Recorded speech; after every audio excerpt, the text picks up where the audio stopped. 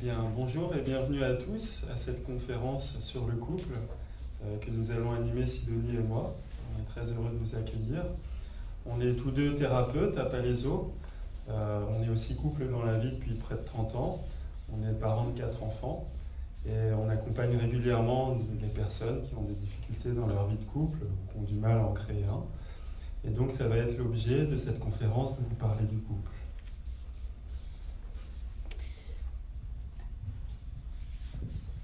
Alors on va différencier certaines notions, notamment l'idée d'amour et le couple. On peut s'aimer infiniment et avoir du mal à faire couple, parce que ce ne sont pas les mêmes dynamiques qui vont être en jeu. L'amour, c'est se sentir vu, se sentir regardé, sentir cette chaleur partagée, dans un sens comme dans l'autre. Alors que faire couple, c'est plein d'autres notions qui viennent se mêler, et notamment comment ça marche au quotidien, quoi le mode d'emploi d'une certaine manière. Est-ce qu'il y en a un? Ça se saurait, mais il y a quand même des petits trucs. Donc l'amour et le couple, c'est pas la même chose. Être amoureux et l'amour, c'est pas la même chose.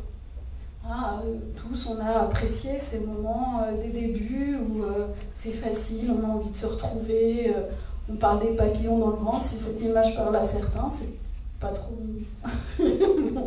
une image pour moi, mais en tout cas c'est une image répandue. Ça nous coûte pas de faire un effort pour se retrouver, on a envie, on est un peu comme des aimants. Et donc ça, c'est l'état amoureux, et c'est pas l'amour, ça.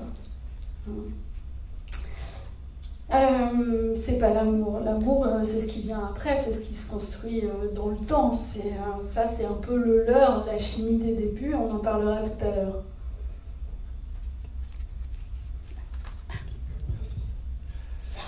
Et donc autour du couple, moi ce qui m'étonne souvent et ce qui en même temps aussi m'attriste, c'est que maintenant le couple est assez rare. Et surtout les couples qui durent, les couples qui ne se séparent pas. Quand on regarde les chiffres, les derniers sondages IFOP, etc., c'est 42% des couples qui divorcent, des mariages qui se terminent par un divorce.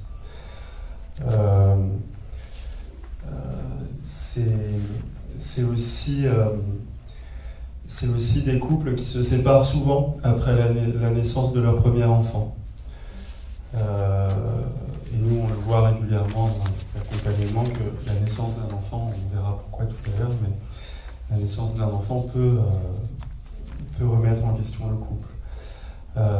Souvent les sources de conflit, ça c'est pareil d'après un sondage de l'IFOP, 42% des personnes rencontrent des soucis de communication. 33% disent que c'est l'argent qui pose problème dans leur couple, et 28% les problèmes de libido. Et puis, évidemment, quand il y a des enfants, ça complexifie un peu tout ça, puisque ça donne encore moins d'espace au couple pour exister. Et donc, aujourd'hui, prendre soin de son couple, c'est super important, surtout dans un contexte où il est moins porté par des valeurs sociales, où on met plus en avant l'individualisme, et le couple, on le comprend moins bien, en tout cas, on lui donne moins d'espace, même si on peut sentir intuitivement que c'est important. Si les individus s'accordent à se retrouver dans des problématiques générales telles que je les ai citées, comme la communication, les problèmes de libido, d'argent, tout le monde s'y retrouve pas pour les mêmes raisons.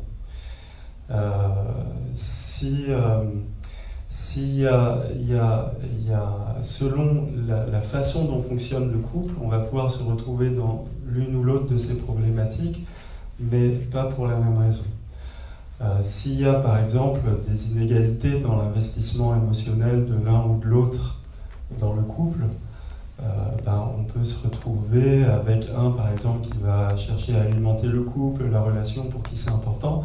Si l'autre en face est froid, distant, ne répond pas aux appels de l'autre, à terme la personne va s'essouffler, ressentir peut-être un sentiment de rejet, d'abandon, d'exclusion, et du coup ça va créer des frustrations dans la relation qu'elle va peut-être traduire par des problèmes de communication ou qui peuvent se cristalliser sur d'autres domaines.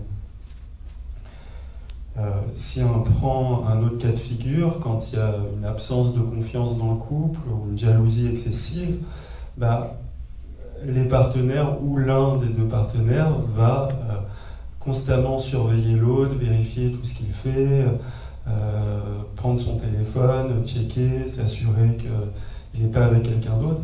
Et donc il va y avoir un climat d'insécurité et de frustration aussi qui va s'installer dans la relation.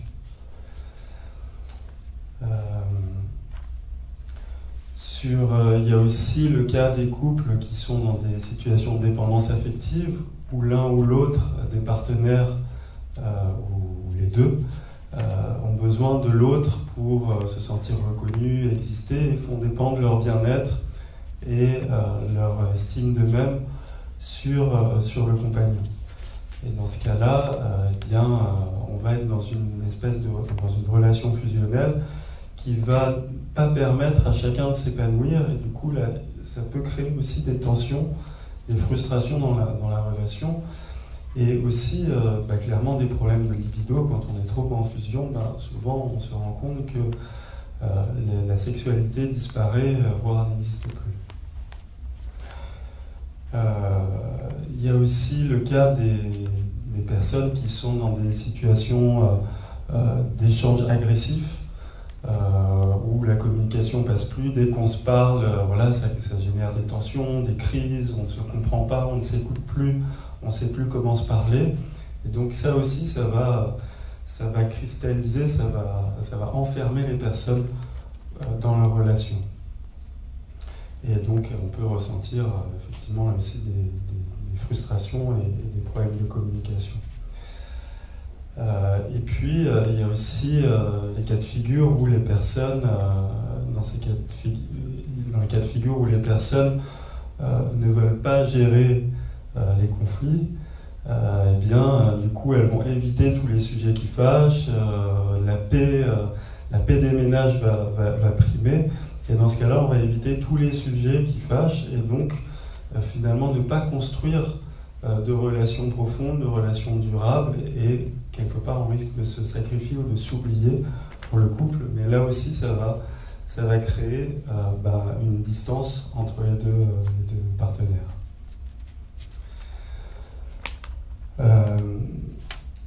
Donc on voit que tous ces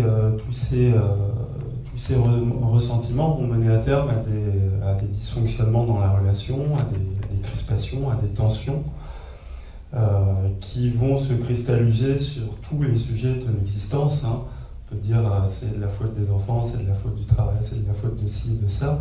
Mais bien souvent, et c'est ça qui est important à voir, c'est que c'est la base du scénario émotionnel de couple qu'on a construit qui va se cristalliser sur l'un ou l'autre des sujets de l'existence. Ça peut être l'éducation des enfants, ça peut être la gestion du foyer, du ménage, de qui fait quoi dans la maison, de l'équilibre des tâches. Ça peut être le temps que l'un ou l'autre passe au travail, ça peut être l'argent qui est gagné, ça peut être la sexualité, ça peut être les amis ou la famille. Mais tout ça vont être plutôt des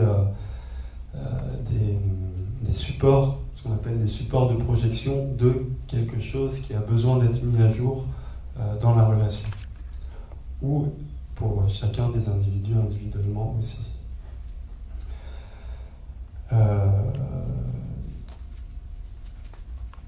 Le risque, si on ne va pas regarder ça, mettre à jour ça, c'est que la relation se fragilise, s'étiole, et qu'à terme, le couple se dissolve. Les façons de voir que la relation est fragilisée, c'est quand les partenaires commencent à vivre comme des célibataires en couple. On est toujours en couple, mais on ne se parle plus, on ne s'adresse plus la parole, on n'échange plus, on ne fait plus rien ensemble. C'est quand il y en a un qui se sacrifie pour le couple, qui sacrifie ses aspirations personnelles pour faire vivre le couple. Dans ce cas-là, il y a quelque chose qui ne va pas. C'est aussi quand l'un des deux ou les deux s'oublie dans leur rôle de père ou de mère, et donc on met en avant les enfants pour ne pas regarder le couple, ce qui va poser des problèmes quand les enfants s'en vont. Et parfois, on voit aussi que le fait que les enfants restent à la maison, ça permet de tenir le couple en vie. Ça peut être aussi de choisir de ne pas être en couple ou de choisir des relations non engageantes pour justement ne pas risquer de revivre des souffrances qu'on a déjà vécues par le passé et qui ont été difficiles pour nous.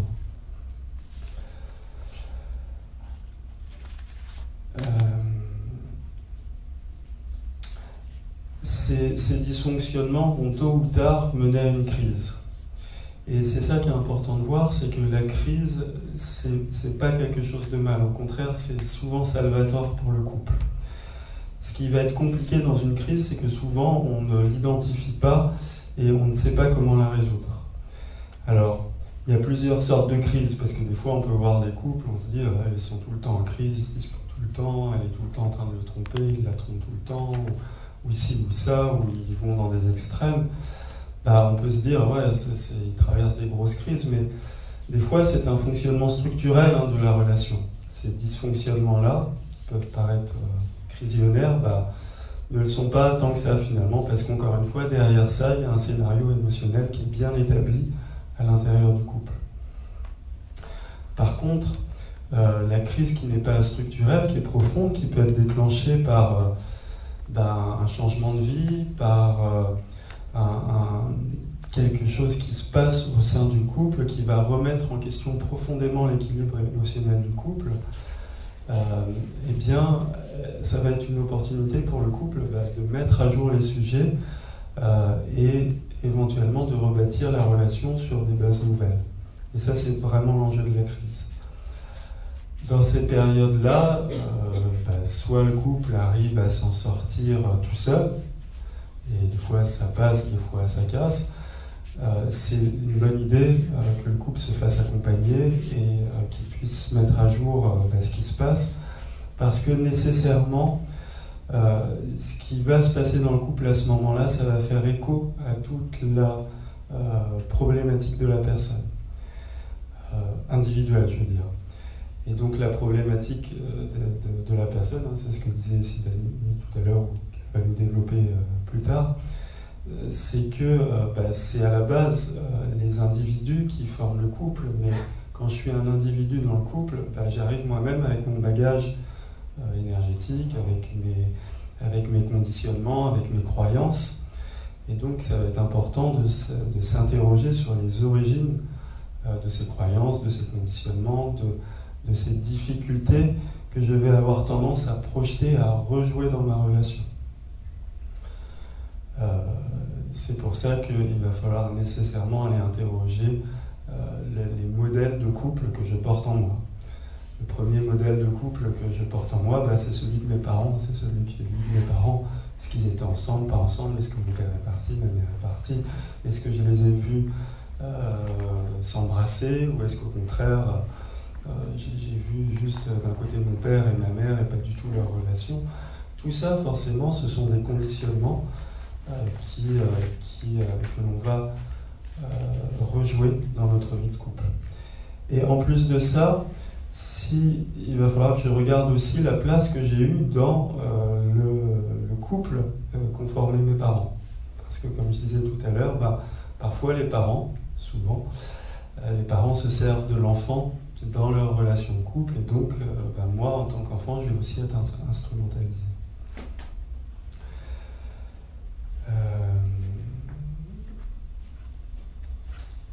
Donc, tous ces conditionnements, il va falloir aller les regarder, les observer, voir aussi tout ce que j'ai moi-même ingéré comme croyance, comme quelque chose que j'ai cru de vrai, ou que j'ai incorporé comme croyance limitante sur moi-même et sur le couple.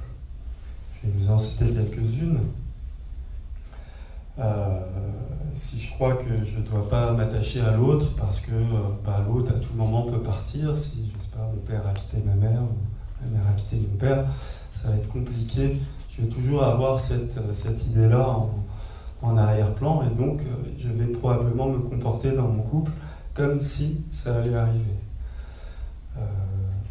Pareil, si je crois que l'autre est la source de mon bonheur, que je ne dois pas avoir d'attente vis-à-vis de l'autre, hein, souvent on entend ça dans le développement personnel, il ne faut pas avoir d'attente. Ouais, mais on est quand même des êtres d'attente, hein, on attend des choses, on espère des choses, donc si à un moment donné je ne suis pas clair sur mes attentes, et si surtout je ne les exprime pas, ça va être compliqué. Ça peut aussi créer d'autres fausses croyances comme s'il ne me devine pas, si ce n'est pas ce que j'attends ou ce dont j'ai besoin, franchement, ça a moins que rien. Oui, mais si je ne l'ai pas exprimé, on est tous différents et forcément, on va devoir créer un langage et un protocole relationnel au sein du couple. Pareil, on peut aussi croire que quand on est un couple heureux, on ne se dispute jamais et donc dévaloriser son couple parce qu'il y a des disputes. En général, on dit que quand il y a des disputes, c'est plutôt que le couple va bien. Parce que justement, les choses de temps en temps sont remises en question. Ou qu'on doit être toujours d'accord. On entend souvent ça par rapport aux enfants. Il faut être d'accord devant les enfants. Des fois, on peut avoir des avis différents et c'est ok aussi. Les couples peuvent être amoureux tout le temps. Ce que Sidonie nous disait tout à l'heure, être amoureux, c'est une phase. L'amour, c'en est une autre. Un couple doit tout partager. Si on partage tout, on risque de rentrer en fusion.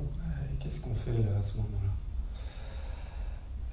Les hommes doivent se cantonner à un rôle prédéfini, les femmes aussi. Ça, il y avait beaucoup ça aussi dans les générations précédentes, c'est un peu moins vrai maintenant. Mais il y a quand même ce spectre-là qui est toujours pas très loin. Les hommes qui doivent montrer une certaine image d'eux, les femmes aussi, etc. Est-ce que c'est toujours valable ? Est-ce que c'est valable dans tous les cas ? Peut-être qu'il y a des choses aussi à voir là. Les enfants doivent passer en premier. Je ne commande pas, mais grave erreur. Je suis en couple, j'ai plus besoin d'être séduisante, c'est gagné pour la vie. Non. toujours à reconquérir l'autre et à jouer le jeu de la séduction. Un couple qui doit durer toute une vie, non, voilà, c'est pas parce qu'on est ensemble maintenant que ça va durer toute la vie. Et si je prends les choses pour acquis, je risque fortement de passer à côté de belles choses justement dans cette relation de couple. Voilà, si on va dans des croyances plus dures, si on a été traumatisé dans des relations de couple, quand on a vu le couple de nos parents se disputer, on peut croire que les hommes sont dangereux, que les femmes sont faciles, on peut avoir une mauvaise image de l'homme, une mauvaise image de la femme. On peut croire que l'autre va rester avec nous si on lui fait un enfant ou si on a des enfants avec lui. Bien sûr, tout ça, ça va jouer dans la relation, mais c'est aussi symptomatique de blessures que je porte en moi profondément. Et donc c'est tout ça qu'il va falloir interroger quand on atteint un travail sur son propre couple, quand on fait une thérapie de couple. Et je vais laisser Sidonie vous en dire plus.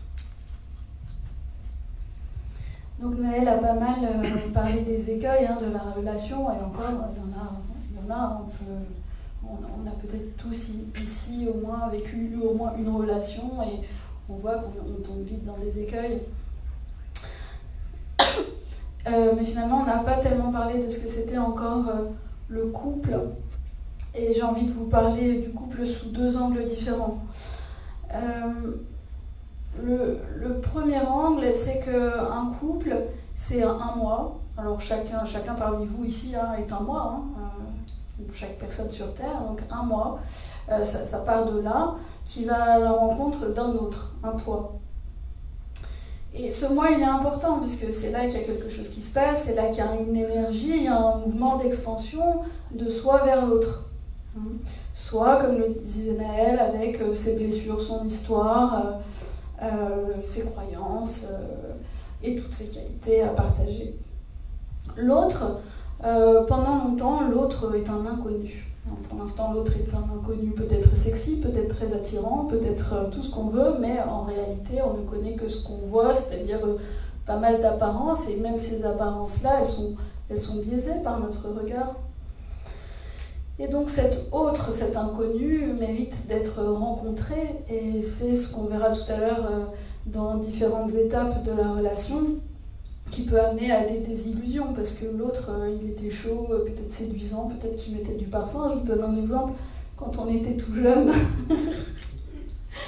elle un jour était venue à un rendez-vous avec du parfum, je me suis dit, oh, il sent bon et tout. C'est pas la dernière fois qu'il a mis du parfum, mais pas loin. Ah, mais ça m'avait plu sur le moment. Je me suis dit, ah, c'est un homme qui a du goût. Donc on est dans cette illusion au départ et ça dure globalement le temps de ce moment amoureux. Et puis ce 1 plus 1, ce toi et ce moi, forment un nous. Et ce nous, il est pas mal dénigré aujourd'hui parce que on est dans un moment où l'individu est placé au centre de tout. Au centre de la famille, de l'épanouissement personnel, le développement personnel, l'épanouissement individuel, la carrière. On voit bien dans le fait, par exemple, aujourd'hui, des trajectoires des femmes et par exemple, de la trajectoire de maternité, tout ce qui va être mis en avant, ça va être toi, qu'est-ce que tu vas faire, ton métier, est-ce que tu vas avoir la carrière que tu voulais, quels sont les sacrifices que tu vas devoir faire. Parce qu'on oublie un peu cette notion du nous. Et dans un couple, il y a du nous. Il y a du nous, et donc c'est là que je vais venir, c'est une des premières caractéristiques du couple, c'est qu'il faut un projet. Et ce 3, ce 1 plus 1, crée un véhicule, et ce véhicule est le 3e. C'est du nous. Et il y a quelque chose d'intéressant là-dedans. Je ne sais pas si certains d'entre vous ont fait de la chimie ou utilisent un peu les huiles essentielles. On sait bien en aromathérapie qu'une plante va avoir un certain nombre de caractéristiques, une autre plante va avoir un certain nombre de caractéristiques, et quand on mélange ces deux plantes, la synergie, ça s'appelle une synergie, elle ne va pas avoir comme une addition simple les propriétés de la première plante et les propriétés de la deuxième plante. On sait que les caractéristiques de cette synergie supplantes sont plus importantes que si on fait 1 plus 1. 1 plus 1, quand on fait de l'aromathérapie, c'est pas égal à 2. Quelque part, quand on regarde 1 plus 1, c'est pas égal à 2 non plus. Il y a ce véhicule qui a tout son intérêt. On voit bien qu'une famille, elle va supplanter aussi tous les individus en tant que tels, une lignée familiale. Ça n'enlève pas l'importance des individus, et je ne suis pas du tout en train de dire que les individus doivent se dissoudre dans le nous, ce n'est pas du tout mon propos, mais il y a à la fois toi, il y a à la fois moi, et il y a le nous. Et dans cette notion du couple, c'est qu'est-ce qu'on fait du nous.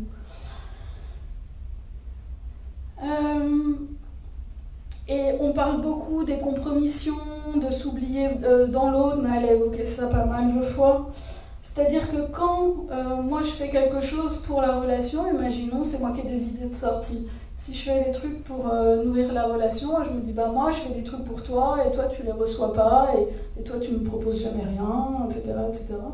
Je vais nourrir un contentieux. Parce que moi j'ai la sensation de mettre de l'énergie là, pour toi. Quand on regarde cette notion du nous, c'est intéressant parce que le nous, c'est ma relation. Ça m'appartient aussi. C'est aussi sa relation, mais c'est aussi ma relation. Donc quand je fais quelque chose pour la relation, c'est pas quelque chose pour Naël que je fais en fait. Un peu aussi, mais pas que. C'est quelque chose que je fais pour le nous. Et ce nous m'appartient. Donc quand je fais quelque chose pour le nous, je fais quelque chose pour moi c'est important la relation, je fais quelque chose pour que ma relation fonctionne. En réalité, c'est pas un cadeau gratos, c'est que moi j'ai envie d'être bien là. Et donc ce que je nourris, c'est pour moi en fait. Hein, c'est se réapproprier après tout ce que j'ai fait pour toi, non, après tout ce que j'ai fait pour toi, en réalité, je l'ai fait un peu pour moi, parce que j'ai du bénéfice à ça. Quand la relation marche, Et donc, regardez ce nous, c'est intéressant. On va voir que le nous a besoin d'énergie, parce que sinon, vite, il se disloque. Hein. À un moment donné, on n'aime pas manger la même chose, on n'a peut-être pas les mêmes horaires de coucher, de lever, de boulot, de tout ce que vous voulez, hein, parce que je disais, le nous, c'est un toi et un moi, et a priori, le toi et le moi, c'est pas du tout le même. Comment on sait qu'on est en couple? Puisqu'aujourd'hui, il y a plein de formes de couple. Je parlais de projet. Un des points importants, c'est la notion de projet. C'est avoir des projets à deux. Un projet à deux, ça peut être de faire couple. Je ne sais pas si vous avez vu... je ne sais pas s'il y a des tout jeunes parmi nous, des moyens jeunes. Ouais. Nous, quand on était jeunes, on se roulait une pelle et on était ensemble. On ne disait pas en couple, mais on était ensemble. Aujourd'hui, chez les jeunes, non. On peut se rouler des pelles pendant 6 mois. Ah non, on n'est pas ensemble. Ah bon, vous êtes quoi alors? Peut-être ensemble, peut-être pas ensemble. Il n'y a pas de projet. Hein, parce que peut-être pour 1001 raisons, on n'aura pas le temps, c'est pas le propos de ce soir. Mais donc il y a cette notion de projet, que ce projet dure ou pas. Hein. Quand on avait 16 ans, on se roulait une pelle et peut-être le soir d'après, c'était quelqu'un d'autre. Mais pendant 24 heures, on était avec machin et on avait pécho bidule.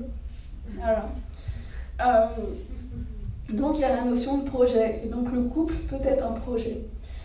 Donc c'est une intention finalement, une intention de faire quelque chose ensemble. Après le projet peut être plus vaste, hein. On peut avoir un projet de famille ou pas, on peut avoir un projet de boulot, on peut avoir un projet de passer ses soirées ensemble, après les projets, ou de partir aux Bahamas ou de faire un tour du monde, les projets sont infinis.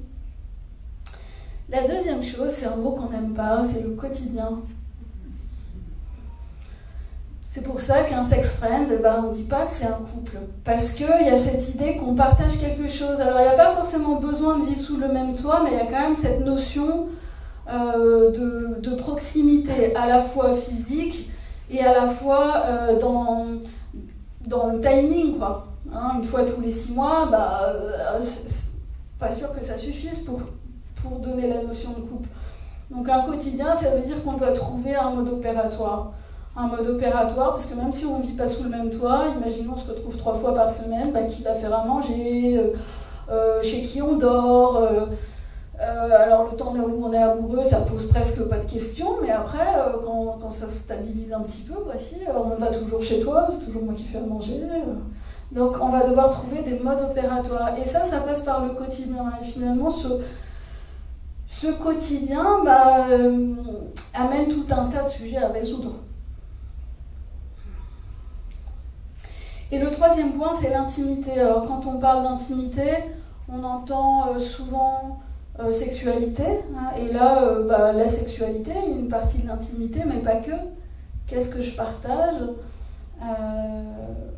à mon autre Parce qu'il y a plein de relations. Il y a des relations professionnelles, il y a des relations amicales, et puis il y a des relations amoureuses. On ne partage pas la même chose. Donc, quelle partie de mon intimité, à quelle partie de mon intimité, je donne accès? Il y en a, ils vont s'enfermer dans la salle de bain, hop, ça c'est territoire fermé, d'autres pas du tout. Il y en a qui laissent la porte des toilettes ouverte, d'autres pas. Quelque part, ça ne se juge pas, hein. C'est la frontière de chacun, et la frontière, elle est comme je viens de le dire, propre à chacun. Donc, en tout cas, ça implique un partage d'intimité. Donc 3 notions ici. Hop, je suis perdue. Voilà, les projets, le quotidien et l'intimité. 3 autres notions, le moi, le toi et le nous. On a évoqué ça tout à l'heure. Il y a des phases dans un couple. Il y a la phase amoureuse, j'ai envie de dire, ou la phase facile.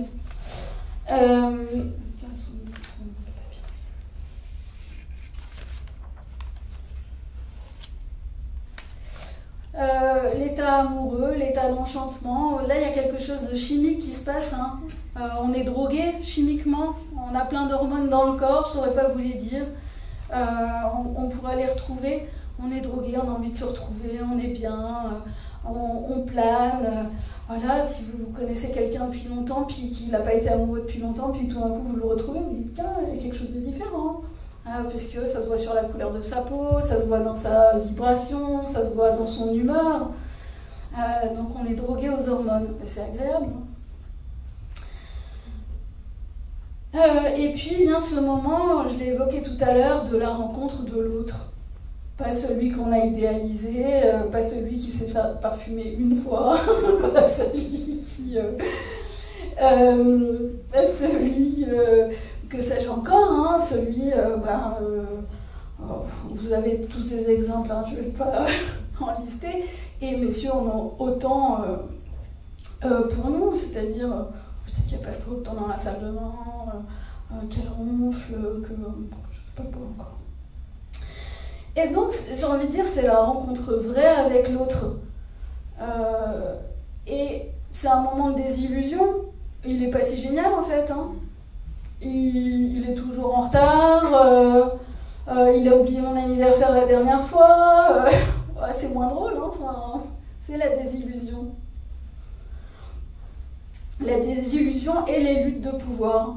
Parce qu'on a envie de faire rentrer l'autre dans son modèle du monde à ce moment-là. Je vérifie juste là. Des luttes de pouvoir, bah oui, parce qu'a priori mon modèle du monde est le meilleur, j'ai raison de penser ce que je pense, et donc l'autre qui pense pas la même chose que moi, a priori a tort. Et donc je vais vouloir absolument le faire rentrer dans mon modèle du monde. C'est pour ça que je parle de lutte de pouvoir, des illusions, lutte de pouvoir, le quotidien est un peu moins drôle. Et là, d'une certaine manière, ça passe ou ça casse. Alors on a soit un mécanisme d'habituation, c'est ce qu'ont fait nos grands-parents, hein, il y avait très peu de divorces, très peu de séparations, heureux, pas heureux, c'était pas la question, donc ils ont fait avec. Et on nourrissait pas le couple, et voilà, donc on voyait souvent des couples, des hommes et des femmes qui cohabitaient, qui avaient fait avec, et puis voilà, le temps passe, et... L'autre option, c'est avec quand même des contentieux, voilà, hein, la boîte à contentieux, elle se remplit, elle se remplit, elle se remplit. Des fois on voit des vieux couples, on a l'impression qu'ils peuvent plus s'encadrer. Mais ils sont ensemble quand même. Et puis sinon, c'est la séparation. Hein. Et vient alors, ou pas, une quatrième étape. Naël parlait des crises tout à l'heure. Et oui, il y a des crises. Les crises sont des moments de croiser des chemins. Hein, c'est la même racine qu'une croix. Un chemin, plusieurs directions possibles. Et la crise va remettre en question des fondamentaux pour éventuellement aller dans une évolution. Et c'est ce qu'on aime bien, nous, accompagner, cette évolution. Alors ça passe par quoi ? Déjà regarder moi et mon nombril, c'est-à-dire un peu me réapproprier mes attentes, mes demandes, qu'est-ce que ça fait quand t'arrives en retard, hein, qu'est-ce que ça vient réveiller chez moi, est-ce que c'est je me sens abandonnée selon mes blessures, hein, soit je me sens abandonnée, soit je me sens pas importante, soit voilà, il y a plusieurs scénarios à chaque fois qu'il y a quelque chose chez l'autre qui nous agace et qui vient réveiller quelque chose d'assez réactif. Et donc on va aller analyser ça, hein, c'est ce chemin d'évolution. L'enfant blessé, on remet en question ce qui est là, nos attentes, nos demandes. Est-ce qu'on doit avoir des attentes ? Oui et non. Il n'y a pas de recette, il n'y a pas de recette miracle. On n'a pas la liste des attentes auxquelles vous avez droit, puis celles auxquelles vous n'avez pas droit. Là c'est pareil, hein, chaque dosage est personnel. Et puis il y a cette créativité où on sort de c'est pas ton modèle du monde, c'est pas mon modèle du monde, c'est pas tes attentes ou les miennes, c'est on crée quelque chose de commun.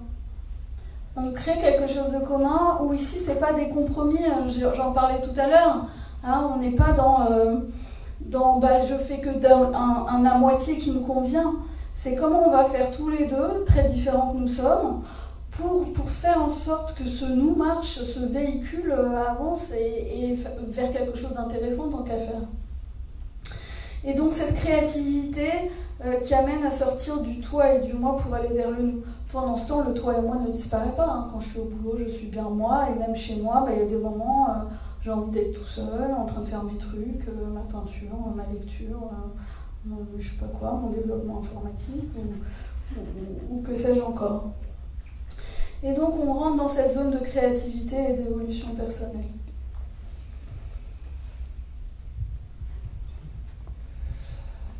Et donc, comme on vous le disait, c'est ce que nous, on aime accompagner. C'est ce qu'on accompagne régulièrement en thérapie de couple.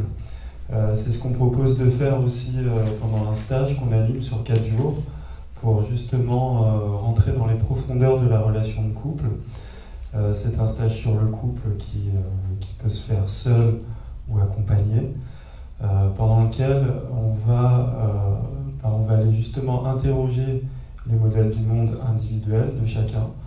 On va remettre de la circulation au sein de ce qui s'est passé, on va apporter des outils de résolution, et voir aussi comment réenchanter la relation, comment est-ce que je peux me repositionner par rapport à mon couple, comment je peux apporter quelque chose de nouveau, comment je peux faire évoluer la relation dans un sens qui va être évolutif pour moi, qui va être épanouissant pour moi. Et donc voilà, on propose une immersion de 4 jours sur le thème du couple. Hein. Ça peut se faire donc, si on est célibataire, si on est en couple, et qu'on est tout seul à vouloir venir, si on est en couple et qu'on est 2 à vouloir venir, c'est bien parce que les personnes peuvent vivre l'immersion ensemble. Et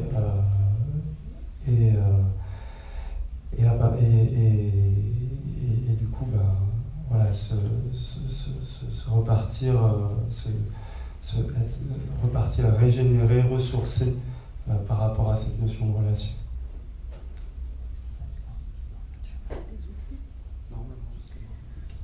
Alors nos outils un peu de prédilection, parce que c'est avec ça qu'on travaille, que ce soit en individuel ou en couple, c'est la psychogénéalogie. Donc effectivement, on va aller interroger dans les lignées de chacun quelle image du couple vous avez perçue, quelles ont été les difficultés. Naël parlait des croyances limitantes tout à l'heure, finalement, quelles sont les vôtres, hein. Et puis travailler à s'alléger de tout ça. Pour mieux se comprendre, connaître nos modèles du monde, notre vision de l'amour, de la relation, de la famille, de la sexualité, etc. On a un autre outil qui est assez intéressant, qui est l'astrologie, qui nous amène dans une vision très précise, personnelle. Et si on vient à 2, d'entendre le modèle du couple de l'autre et pouvoir confronter avec le sien, voir les différences et puis comment ça peut se rejoindre, c'est assez nourrissant. Et puis plein d'autres types d'outils développés pendant ces 4 jours. Est-ce que vous avez des questions? Ou des témoignages? C'est la sieste d'après-manger. Merci pour votre écoute. Nous, on est au stand, je ne sais pas combien, tu sais? R2. R2, notre stand. Donc si vous avez des questions, si vous voulez nous voir tout seul, voilà, on sera là-bas. Et au plaisir.